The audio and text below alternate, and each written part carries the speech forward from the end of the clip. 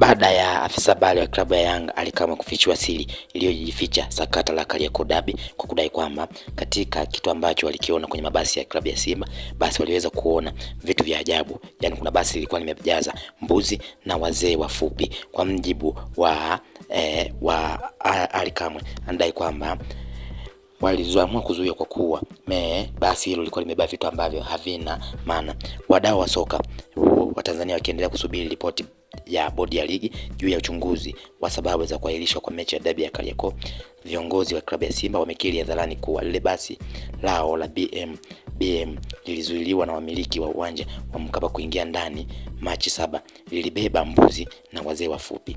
Kwa mjibu wa Ahmed Ally ambaye aliongea kwa utani, anadai kwamba wamekiri hadharani kwa sitofahamu yote ambayo iliweza kutokea, kwa kudai kwamba ni kweli basi letu lilikuwa limebeba mbuzi na wazee wafupi. Ndio maana Yanga walivyoliona wakapata mchecheto na kuamua kulizuia, vinginevyo asingelizuia basi kiwatokea kitu kingine.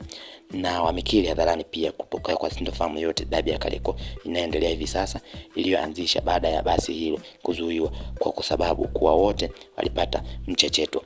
Ikumbuke kwamba derby ya Kariakoo iliweza kuzuiwa ambapo klabu ya Simba walidai kwamba waliweza kuzuiwa na mabouncer wa klabu ya Yanga kwa takriban masaa 3, na ndipo akatoa ripoti na kuahidi kwamba kutopeleka timu uwanjani. Na ndipo ambapo mabouncer hao waliweza kukiri kwamba kilichokuwa mle ndani kwenye uwanja wa Taifa basi kulikuwa na mbuzi takriban 7 ambao walikuwa ni vipofu, lakini kulikuwa na wazee kabisa takriban ambao hawapungui 40 walikuwa mle ndani. Hivyo ilikuwa sio rahisi klabu ya Simba kuweza kuingia kufanya mazoezi, basi vinginevyo kuna kitu ambacho kingewatokea klabu ya Yanga. Na ndipo Ahmed Ally akaweza kudhibitisha kwamba ni kweli basi sisi ndio kwenye basi tulikuwa tumebeba mbuzi na wazee wafupi. Aliweza kuzungumza Ahmed Ally.